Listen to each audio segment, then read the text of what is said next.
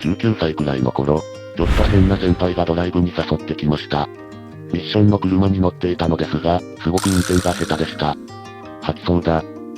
数メートル先に踏切が見えました。先輩、踏切は一時停止ですよ。うるせえわかってるよ。先輩は踏切の真ん中で一時停止し、左右を確認していました。マジでやばいこいつ。数分後、ちゃんと踏切に入る前に確認するんだよと教えてあげました。